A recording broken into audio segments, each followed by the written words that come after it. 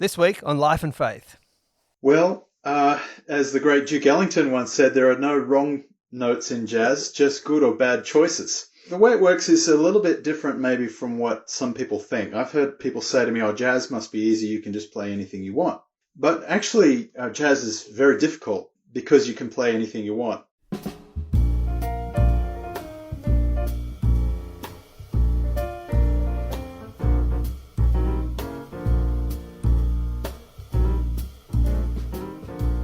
Welcome to Life and Faith from CPX. I'm Simon Smart. And I'm Natasha Moore. And yes, this is Life and Faith, though if you're a regular listener, you'll have noticed that is not our usual theme music.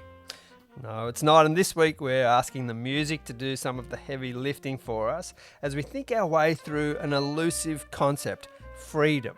Now, we all think we know what it is. It's basic, it's essential. Whoever you are and whatever your life is like, you probably want more freedom.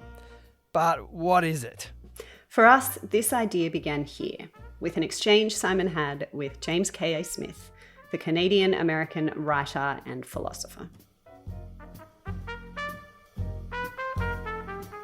Artists like, say, for instance, Bruce Springsteen, he often talks about the idea of freedom is that you get away. You hit the road and you're on this sort of journey. And it's busting out of town. It's, we're born to run, this sort of stuff. That's a very powerful notion in our society, don't you think? Oh, absolutely. In music, film as well. I mean, think of the centrality of the road trip as the very embodiment of liberty and freedom and finding oneself, right? You get away to find yourself.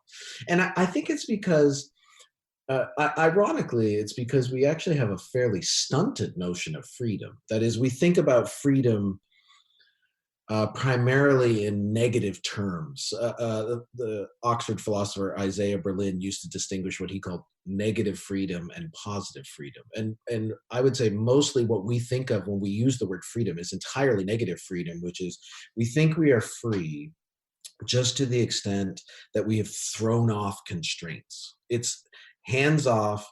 I'm the master of myself, and I am autonomous and independent and self-sufficient, and I will get to decide my good. And that notion of freedom usually comes with the sense that if I can just multiply my options, I'm actually making myself more free. I think that's it's why libertarianism is so attractive to us. It's why licentiousness is so attractive to us. The problem is that we often actually don't experience that as expanding our freedom because we aren't empowered to choose the good. So there's a sense in which this irony, this paradoxical irony, in which we imagine being free as being without constraint and having as many options as possible. And then that just becomes the recipe for our enslavement, our imprisonment, our addiction. I actually think it is the recipe for our addiction. And all of a sudden, freedom means being enchained. There's a curious and sad paradox to it all. The paradox of freedom. That's our theme and our starting point for today. Now, this irony that Smith talks about runs through all of life, that being free from constraints can actually leave us, ironically, in chains. And on the flip side of that coin, the right constraints can actually make us free. So we went looking for some examples of how that plays out.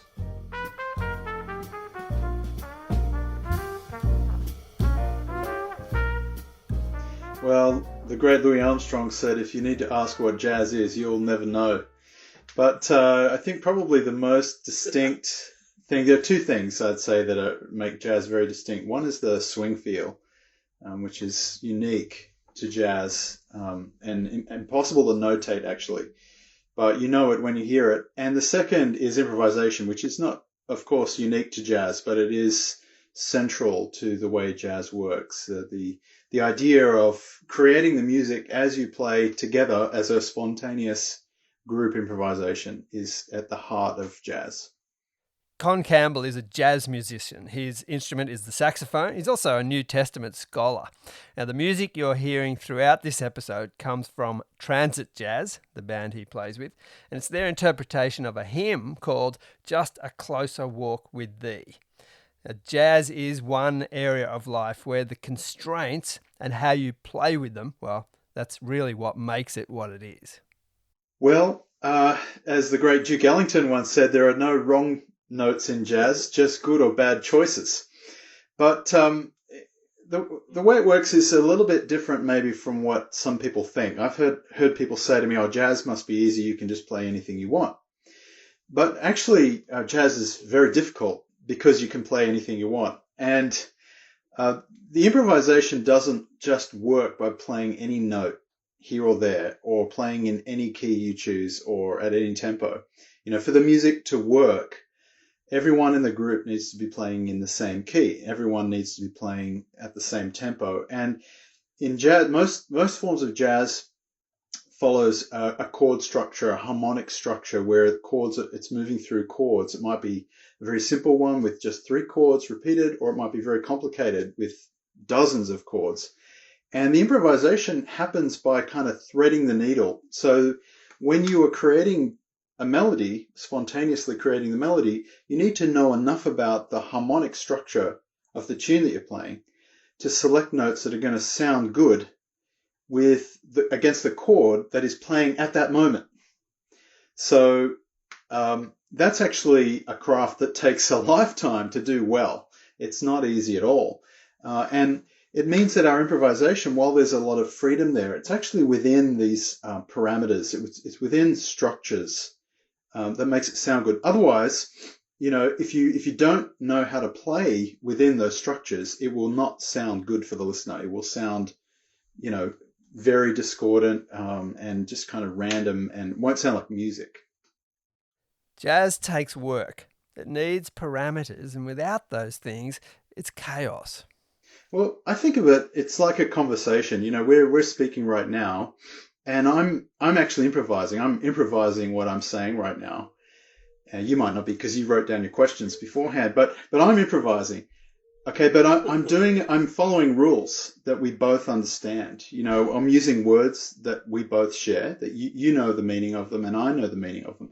And I'm following grammatical structures that make sense. If I just start dropping in random words like hippopotamus, rainbow, cornflower, and expect you to understand, you're going to scratch your head and think, what's that about, right? So actually speech in a conversation, not just speech like speaking by myself, but having a conversation is a perfect analogy for the way jazz works, because you have total freedom, but it's within the structures that exist within our language, in this case modern English, that are commonly shared and understood. And my improvising as I speak only works within those structures. So I can talk about whatever I want to talk about, but I can't just pick random words here or there that don't make sense together. And jazz is like that. You absolutely need those restrictions. I don't really like the word restrictions. I prefer parameters. Even rules is wrong, sort of. But they're kind of parameters that work. They're shared parameters so that you understand what I'm saying and I understand what you're saying. And I did write some questions down, but again, I anticipated. I'm kind of responding to things you're saying. So we're both sort of engaging in that way, aren't we? Then tell us, how might this be a metaphor for other things in life? Have you ever found it to be that? I have found it to be that. I think it resonates quite strongly with, say, the teaching of Jesus. He says in part of the Bible in John chapter 8 that the truth will set you free. And it's an interesting thing to think about, because I think for a lot of people in our culture, freedom is the complete absence of any restriction or parameter or anything like that. It's kind of complete autonomy. But Jesus situates freedom with truth. And truth, I think for some people today sounds like a kind of oppressive idea even, well, there's my truth and there's your truth. So there's no absolute truth. and the idea of any absolute truth is really restrictive, and you're killing my joy with that idea, that sort of thing. But for Jesus, there is a truth, and he's kind of saying that actually will give you freedom. And for me, I find that resonates with all parts of life, and especially in jazz. That we are playing in the key of G right now. I'm not going to play in G, and you're going to play in E flat. Like, I've got my truth and you've got your truth, and whatever. No, if it's going to work, we both have to. There has to be a true key that we're playing in right now together, and that's just the reality. And the freedom can only operate if we acknowledge that together. You know what I'm saying? Yeah, and I guess at its best moments, that experience maybe is a bit like when all the pieces come together in a great jazz moment, where there's this sort of harmony and beauty in that, right? Yeah, absolutely. The harmony and the beauty, and the sense that we're creating something together, and in that moment, but shared. I really don't like practicing my saxophone on my own. I really love the interaction of playing with others. And that's, life is not meant to be done on your own, right? It really is not very good on your own. No. We're social creatures. We're meant to relate to others, and that's where we really find joy and harmony and peace.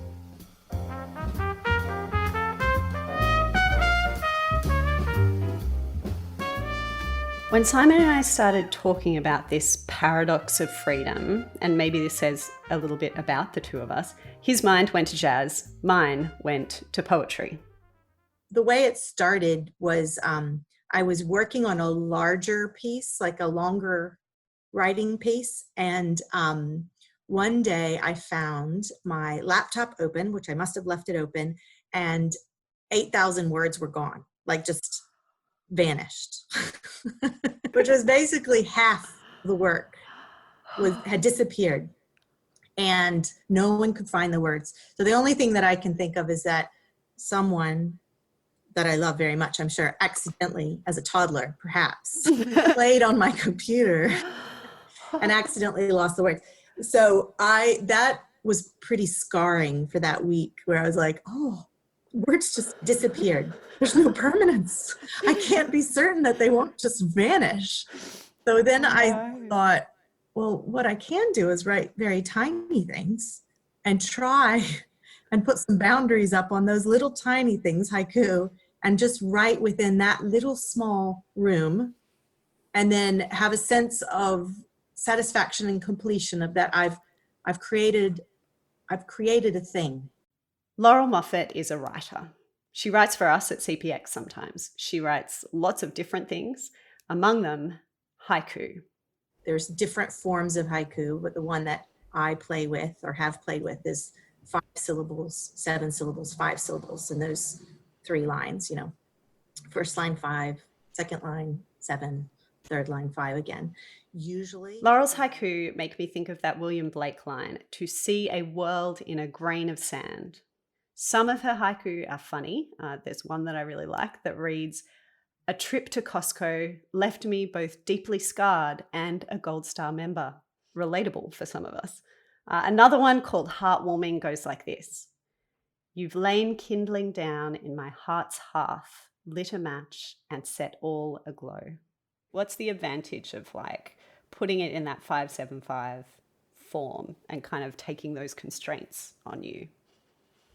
Yeah, that's the question, isn't it? Why form? But one of the things I think is that the boundaries of a poem, by setting up a form, like either you're using a haiku or you're using other elements of form, and that might be allusions to other pieces of literature, it might be a rhyme scheme, it might be the metaphors that you use, whatever the parameters you decide to use in a poem are the walls that you kind of bounce against or play with in order to form an expression, to make a tiny world, is the way I think of it, that someone can then enter into the poem.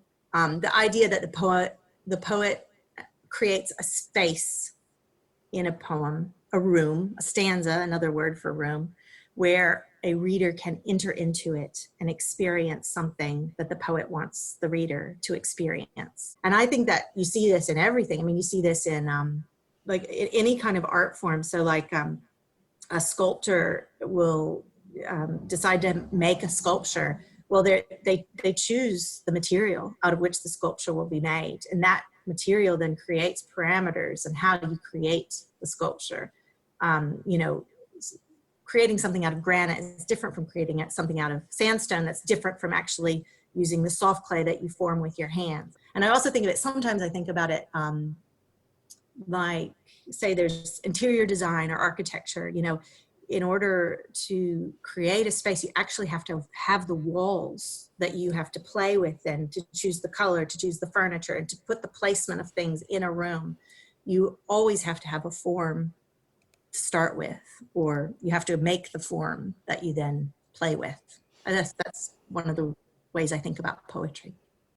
I asked Laurel to pick one of her haiku in particular to share with us. Well, I have one that I wrote that was about writing. So it was about writing a haiku, but also writing in general.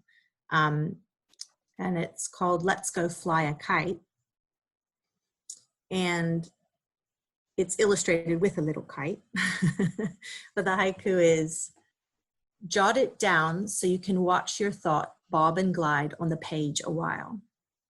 So I think that speaks to writing in general. Like, why do you write? Why does anyone write? It's to get a thought out of a mind and onto a page so that it can hopefully go into another mind somewhere else. And similar to a kite, where you try something. I mean, that's our phrase, you know, to go fly a kite, as in to give it a try, but to put it out there in the wind and see if the wind will take it and carry it. So I liked that one. That was fun, because I think that's a bit like writing. It's a little bit of an act of faith, you know, to see if your words can actually hover on the air a bit longer than just saying them and have them speak and then disappear. You know, it's not a kite is not the most permanent thing in the world, but it has a little bit more permanence than just a word spoken and forgotten. It's interesting to me that this is where both Con and Laurel ended up. This idea of community, communication, relationship. The point is trying. The point is not like actually being the best or, you know, defeating all writers who've come before you, because there's no way you can do it. And also there's more to come. So all one can try to do is these raids on the inarticulate. And I think that's trying to find the best words to make an idea articulate to another. It really is about relationships with others, I think, communicating with another person.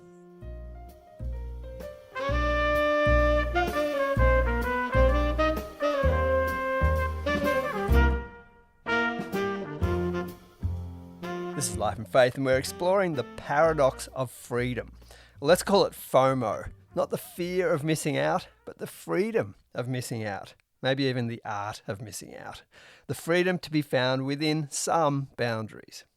Coming back to James K. Smith and to Bruce Springsteen.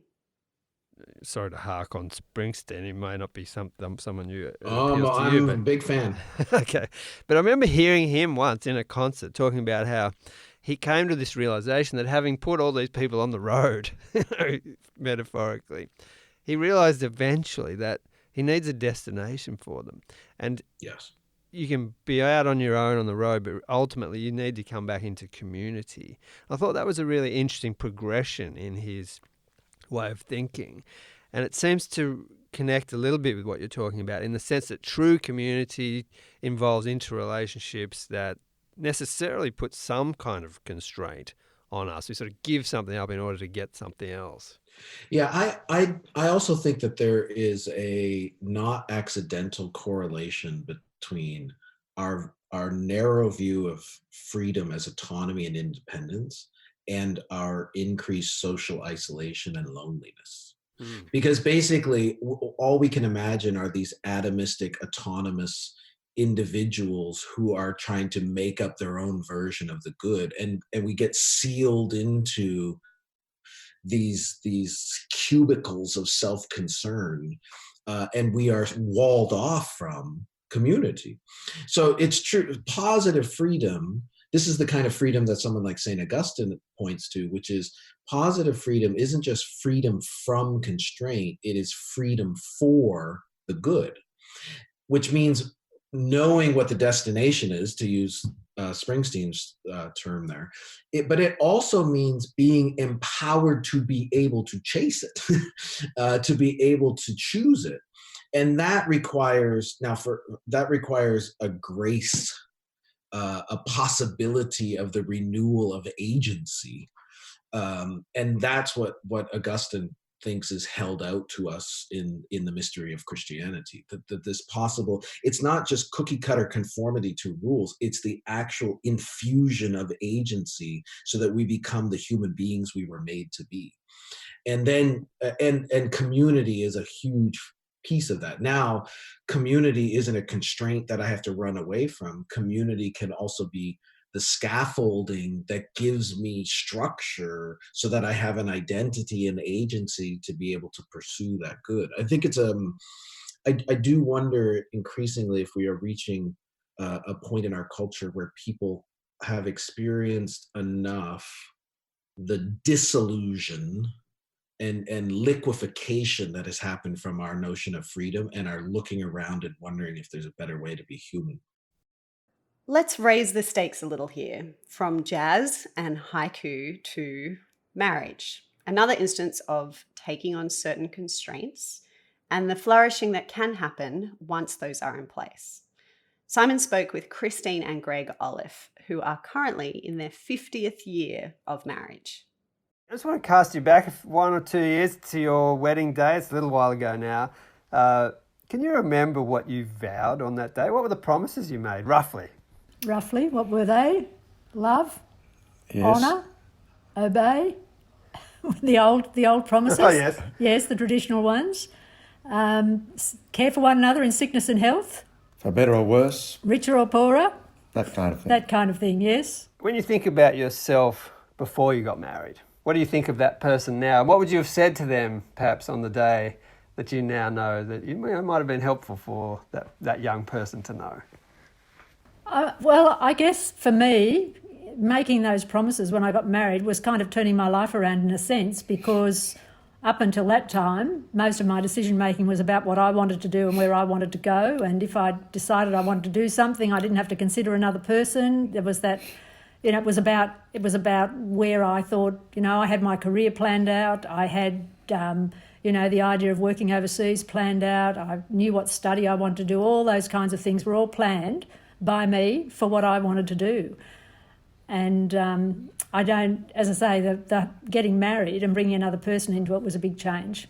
Yes, for me, leading up to that time, when I left school, I went to look for a job. I applied for 5 jobs. I got offered 5 jobs. That was what it was like. And so you had a choice to make of whatever one you thought was the one you wanted. And I was far more interested, I suspect, in sport than study in those days. So I chose the job that would fit in with that.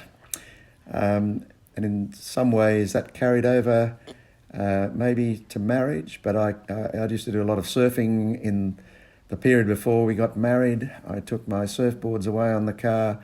They never went in the water. On our honeymoon, they never went in the water.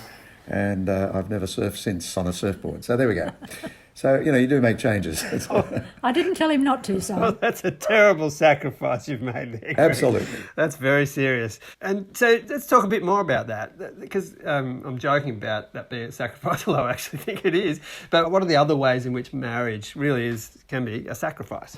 I think you have to learn to live with a person who, while you may have many things in common and agree to many things, that there are other things that one has to work through that might be difficult in terms of your own individuality and what you do, what you give up.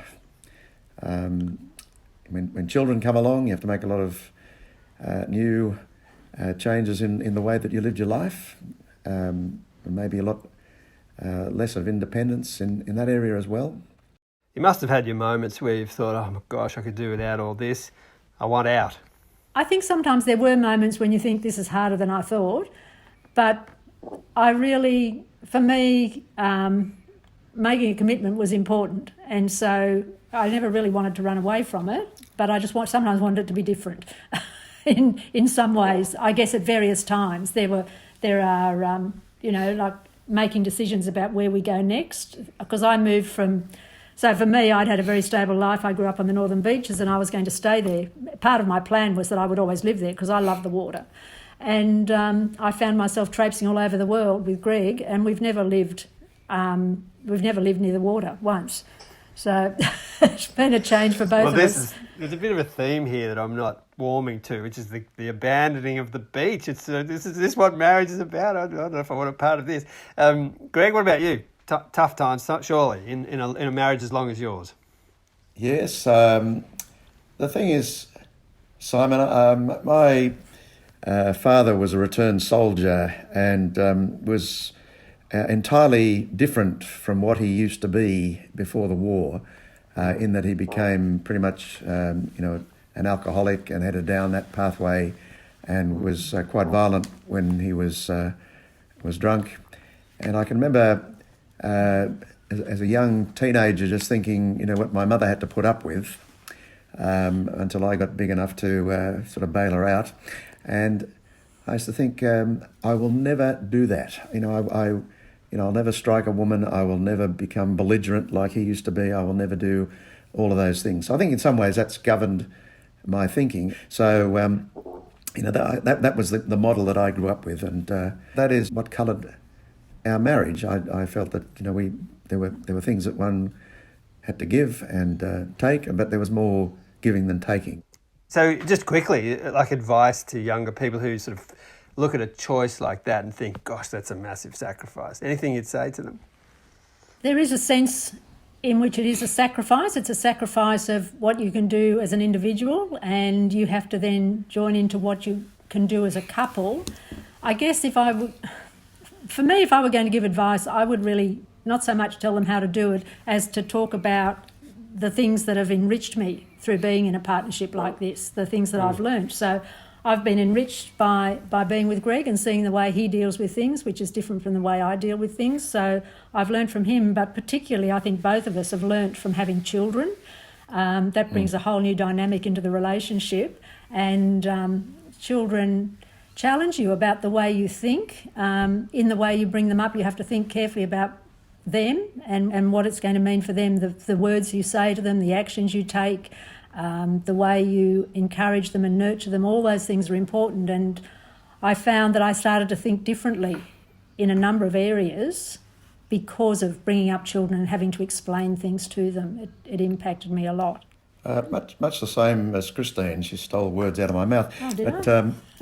We had a cross-cultural marriage because I grew up on the city beaches side of Sydney and Christine on the northern beaches. Yes, that is a cross-culture. Yep. It's amazingly so. But I think now, that is very common in terms of genuine cross-cultural relationships in our society. We have a couple in our own family.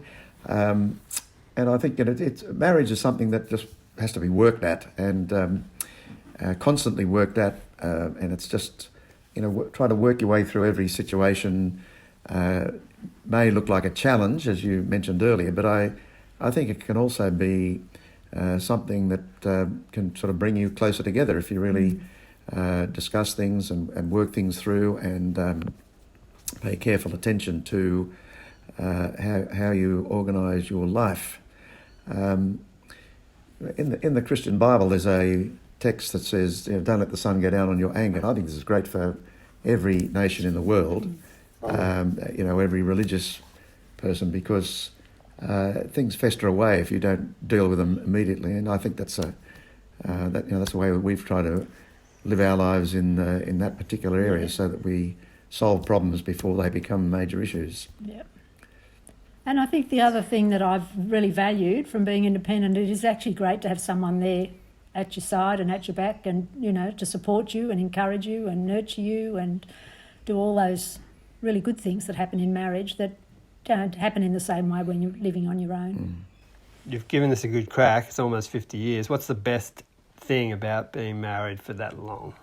Oh, well, it's just you get to know each other better and better, but there are new things that have come. For me, I think one of the best things at this stage of my life is having Greg and having our children and having our grandchildren. It's just wonderful to have that expanded family. I love it so much. I think the experiences that we've had together that we reflect on when the family gets together, there's lots of laughter about various things that have happened at various times in our lives, and there's lots of interest in how our children are developing and growing and watching them grow with their children too, and their children growing up, and there's just always just love and laughter around the place, and I really value that so much.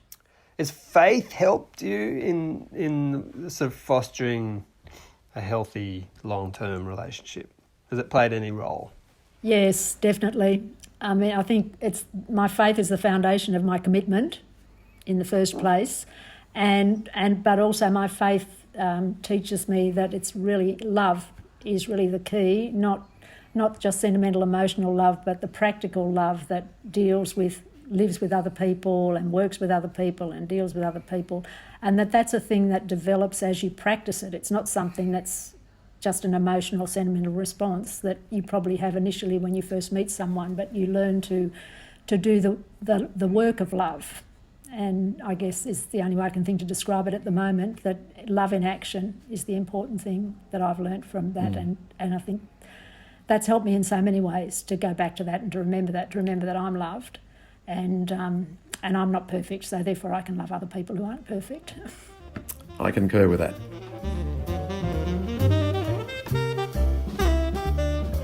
We could leave you on that note of agreement, harmony, but of course, life is just not always like that. The paradox of freedom is that humans enjoy more freedom within constraints, the right constraints, than outside of them. But that doesn't mean we don't chafe against the boundaries. Here's James K. Smith drawing together both Augustine and Bruce Springsteen to bring us home. I think we should be honest that Augustine is honest, that it's a little complicated, right? So it's sort of like in this life in which we are born to run, the first grace is finally the gift of knowing where home is and the assurance of a God who comes and gets us and is bringing us home, right? It gives us the agency to be able to pursue that. One of the things I guess I love about St. Augustine is he is also honest that we still have many miles to go before we sleep, and that there is still a kind of restlessness that can characterize even a well-ordered, rightly directed life. And I feel like, by the way, I think this is something else that Bruce Springsteen is a good prophet of, right? It's just owning the restlessness that still besets a life, even when you know what a life well lived looks like.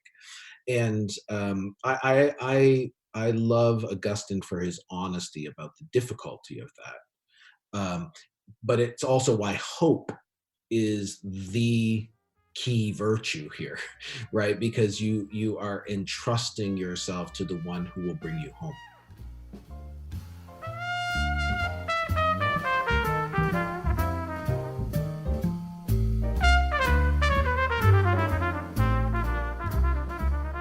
This has been Life and Faith with me, Simon Smart, and Natasha Moore.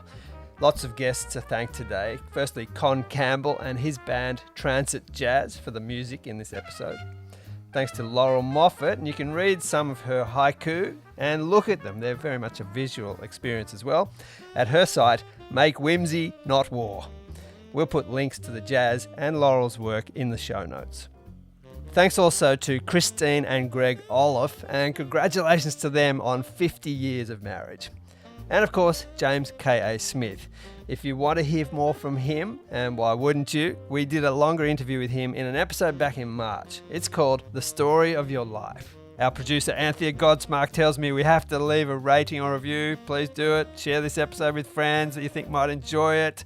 And why not let us know what you thought? You can email us at podcast@publicchristianity.org.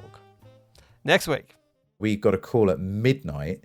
I think my wife answered the phone and said yes. I don't think she was fully awake, but 2 hours later, a police van pulls up outside her house. 2 lovely female police officers get out and they open the back of the van and 4 children come out. And they're in our lounge at like 2 a.m. in the morning, and they look like kind of rabbits caught in the headlights of a car. They're shell shocked. They've just come from the police station. They've been removed from a domestic violence situation. And our job as foster parents is just to make them feel safe and secure that this is an okay place. It's going to be okay. We're going to look after you.